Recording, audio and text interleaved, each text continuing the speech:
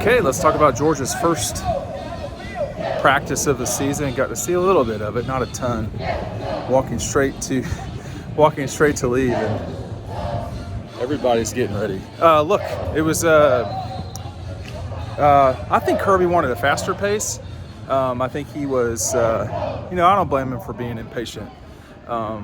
When you're a player, you're the one running. The coaches are the ones who've got to. And by the way, I can't actually hear what he's saying. I hear him right now, but I can't hear what he's saying. So if he says something, it's not on purpose for me putting it out there. But, I think that he wanted more pace. If he could have more pace from guys, he would prefer that. There were at least a couple really nice catches out there. Dylan Bell had one that was very good. Look, I've done this for a long time now, about 24 years. This is year 24. I've seen Georgia win the league 4 times, something like that. See them play for the national championship 3 times, win it twice. And, the number one thing you do for the people that are right behind me back here is it used to be this corner right here, actually. You look at that corner and say, can this offensive line get the job done? Can they get you where you need to go? In terms of national championship. And today the answer for me is yes. Now what I don't know is, can the defensive line do its part? I wrote about this the other day, and it's something that's got to get better. They allowed 113 yards last season, and that's just too much. It's not way too much, but it's too much. And it hurt them when it just needed it not to hurt them, which is the Alabama game. Man, Bama ran just enough, ran right on average. I understand the Auburn situation. Auburn couldn't throw the ball. Georgia Tech ran it pretty effectively, I would say. But if Georgia's going to get to where they want to go, they're going to have to be able to run the ball, kind of more effectively. Stop the run more effectively than they did a season ago. That's the biggest thing. And when you look at, the way that Georgia's line looks right now,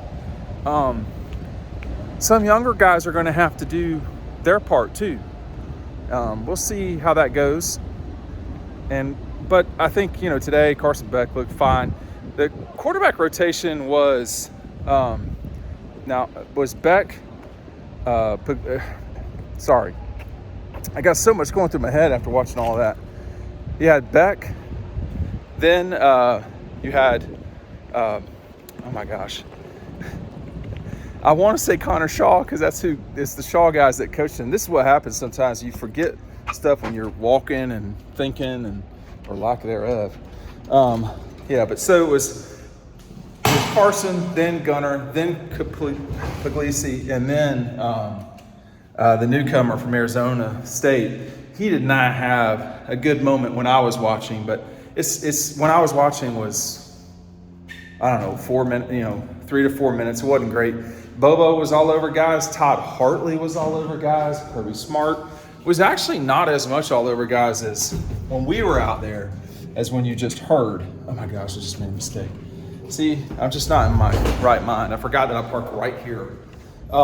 Nonetheless, look, are they going to get it done? Is this, it's a team that has everything they need. It's all there. I did not watch the running backs a ton, but earlier today, this is going to become a Seinfeld episode if I don't watch it. Earlier today, Kirby was talking about how much he likes his running back room, which I agree. They're not old. They have no experience outside of ETN. To some degree, Branson Robinson and Roger Robinson, no relation.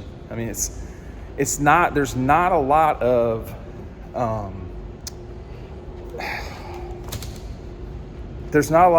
guys that have carried the ball in SEC play for a long period of time.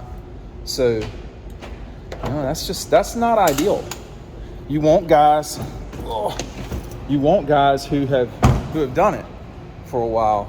And, Georgia doesn't have that. They have newcomers, guys coming off of being hurt. You know, it's a challenging situation for them, and that's why I think, bear with me for a second here, that's why they had to get, you know, ETN in the ball game.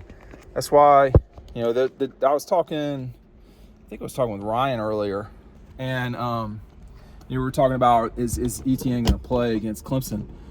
No, it was Mark Weiser I was talking to. But I mean, I don't see how he doesn't play. The DUI was dropped, and you know, it'd be, you know, if he had a DUI, he shouldn't be playing. But that it's been dropped, I mean, you know, is he supposed to? You know, if he doesn't have it, he should be playing. So there's that. But again, it gets back to the lines. It gets back to the situation on the lines. Is this team ready on the lines? And oh my gosh, that's going to be something they're going to have to, you know, that they're going to have to figure that part out, y'all. I mean, it's you know, this is not the 21 or 22 defense. They might have a first round guy in Michael Williams, but he's not in the middle of the line. He's on the edges. You know, Georgia's always had edge players. You saw Jarvis Jones out there today. God, he's still got a wrap on his knee or sleeve. Once you get hurt, man, it seems like you're always hurt. But this is a team where it's all there, man. It's all there, but they got to go do it, and that's the hard part. Is we just don't know what they got in store. What's in front of this team? You know, you know, how good is Clemson going to be? You know, that's a good test. That's a good test. I mean, I think honestly, that's about as good a start to a season as you could ask for. This is not an explosive Clemson team. You know, Georgia's weakness, if you want to call it that, is figuring out the secondary. I mean, that's Alabama's weakness too. So, you know, at the beginning of these seasons, it's important to test yourself. Clemson, to me, is not going to be a big enough test for this defense. And by the way, you know, while I'm talking about all this, there's no situation that Georgia's in that they got a real problem. Like, you know, we were talking to Tate Ratledge earlier today, and, you know, Tate missed that entire 21 season. They replaced him. Then JT Daniels got hurt. They replaced him. A season after that, Nolan Smith gets hurt. They replaced him. So you got to be prepared for starters going down. That's just what it is. I mean, Tate missed from I think it was the third snap or something like that. I couldn't tell he was hurt when I was on the sideline. That game was such a mess in Charlotte on a lot of levels. But you know, they didn't have Darnell, and then suddenly they didn't have Tate. You know, there's moments in time when guys get to step up. They get to show what they can do. Hey, shout out real quick to the Eastside Tires Plus in Athens for getting me right. I ran over a shredded tire last night, and that was not great. So I got very concerned about my car, which this guy is coming close to 200,000 miles, and we just need one more year. You know what I mean? So shout out to the guys on the Eastside Tires Plus. I appreciate their help, but guys are going to get hurt. You know, that's one thing Kirby was talking about was, you know, that he was excited that they had 120 guys, I think it is, going into fall camp. Like, that was that's big for him, because they've not, you know, I think they're pretty much in good shape, Georgia. I mean, like, Smile Munden is still dealing with a little bit. I mean, you have guys with stuff. Like, Smile is probably the most important guy that's dealing with something, but he's not going to, it doesn't sound like he's going to miss the Clemson game. You know, he's got a foot thing. You can go on Dawg Post and read it. That's why you should subscribe to the newsletter. It's free. It's, you know, tens of thousands of people can't be wrong about this. It's free. It comes to your mailbox. You don't have to pay for it. We'll send it to you. You don't have to go on, you know, you don't have to doom scroll on Twitter or look at your in-laws on Facebook. It just comes straight to your inbox. You know what I mean? So just check that out. But I'm talking like they're all going to get injured. That's not true. But at quarterback, you know, Rashada's going to have to make a move. He's probably nervous today. And that was one thing Kirby was talking about on the microphone. Like, he was real quiet when we were out there. Somewhat, you know. But beforehand, like, you can tell these guys better get ready to be pushed. Because they're going to get pushed in practice. You can see that already. And, at the start of practices is never, at the beginning of a season, there's so much unknown. And you don't know what your coach is about to put you through either. So there's that. But I think these guys better get ready for the heat. I like to run in the heat, but I'm not exerting myself like they are. Like, they're really going hard. I'm clearly not. None of us are doing anything close to what they're doing. But I like the heat. These guys are not going to like it after a while. And you could tell today that it was already bothering people. Let me see what it is out right now.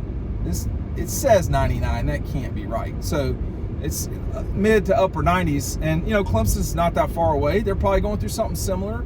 But everybody, you're going to be playing in 70-degree weather in Atlanta. So that's not that big of a deal. And then the next 2 games after a gimme are night games. So conditioning, but I think conditioning is not going to be an issue. But this is not about physical conditioning.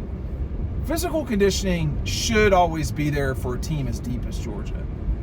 You can use physical difficulties in terms of straining and all that to develop mental toughness. You look at, I was watching the Olympics yesterday with my daughter. We were watching the United States women's volleyball team. And, they got up 2-0 in the first 2 sets. And then they lost the next 2 sets. And they were down, I think, in the 5th set. And that'd have been back-to-back 5th set losses for them. That would have been really hard to stomach. They'd have been out of the medals. And they'd be one of the top, 5 teams in the world. And they'd be out of the medals for sure because they got China, Croatia. They'd take losses to them. They wouldn't get out of the pool. So you're watching them, fight back. Not physically. When I talk about fighting, I am almost always talking about mental toughness and physicality of your brain. I know that's a strange thing to say, but that was a topic Kirby touched on a lot today. Well, at least a few times, talking about I don't know what it's going to be like for these guys when we push them. And today it wasn't great. I mean, it looked like guys were tired. Well, good. Like, that's what you want on day one. If your guys are rolling through day one, you're probably wasting day one. And he very specifically said, we're going to give them adversity. Well, you are always going to have adversity in sports. You're almost always going to have it in life, and I would say you are always going to have it in life.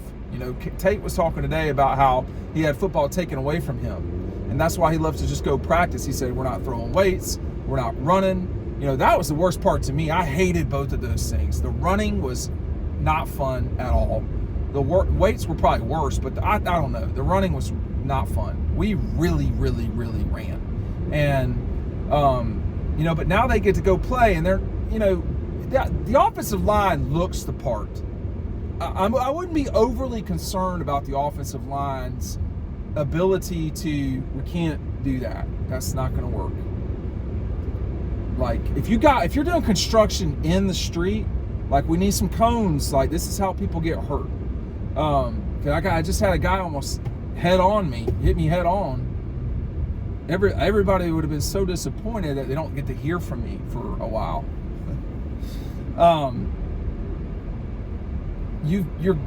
This is the time to develop the toughness of what happens if Clemson goes up 10-0, or what if you get down, 14-3 in Tuscaloosa at night, something like that, or you have a lead in against Kentucky up there, and your lead is like 20-3, and they make it 17-20.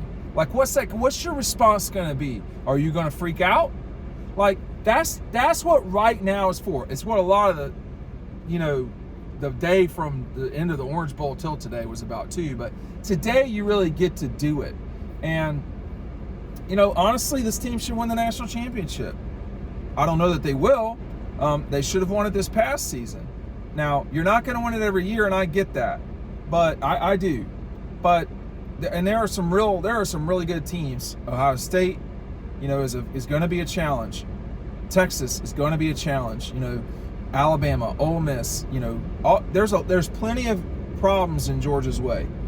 But if you want to be great, if you want to if you're choosing greatness, okay, if that's what you're about, if the standard is what the standard is, then days like today should be hard. And it should be that guys are challenged so that you're doing all the running and so forth in the preseason. You're doing all of that so that you can have success as time goes on. Again, it's 99 degrees, okay? I'm sweating, but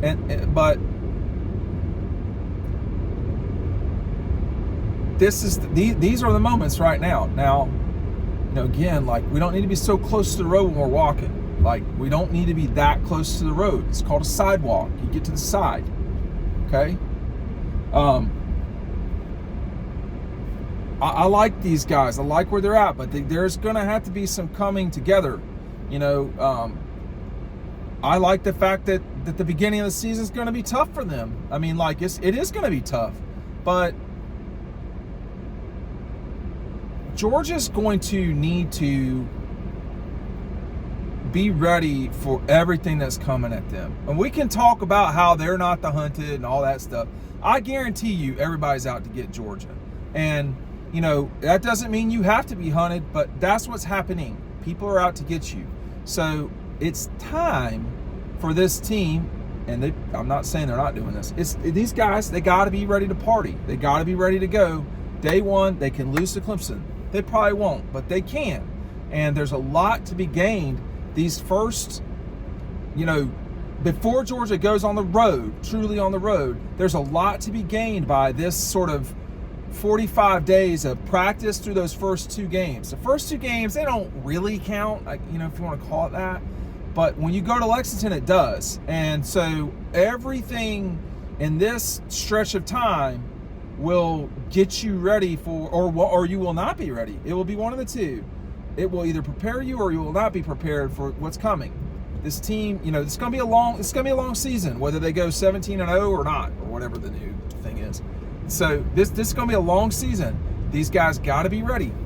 They've got to be ready for a challenging fight all along the way. And that's just all there is to it. Today was a good start. There were some nice catches today. Dylan Bell particularly had one. But like, when guys are just doing individuals, it's hard. Dylan Bell can be special. I'm just going to say that right now. I think my phone is going to overheat.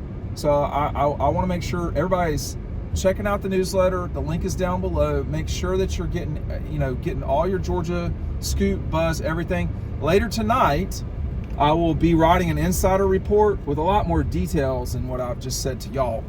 Make sure that you're, checking Dawg posts out. You can get us for $1 right now. That's not going to last forever. So make sure you're getting the $1 subscription. But stay tuned for that tonight. This was a good start to the regular season. It was a good start to fall camp. But the growth will happen when you don't, it's not always linear. Like, everything isn't just, we know it's going to happen. No, we don't know when it's going to happen. A guy could get hurt and someone has to step up. A guy could almost get hurt. Tate Ratledge is talking about how he's got to talk more. The loss of Cedric Van Pran should not be underestimated with this group. But I think, globally speaking, this is a Georgia team that has the capability of winning the national championship. I am not going to stop saying that. Apparently it is 100 degrees. So I would keep that in mind in terms of everything. That this team has the capability to win the national championship. Doesn't mean they will, but that should be really the only goal this season. We're going to see. I've not had the air on the whole time. Air conditioning. Thanks for watching. We'll see you on the next video.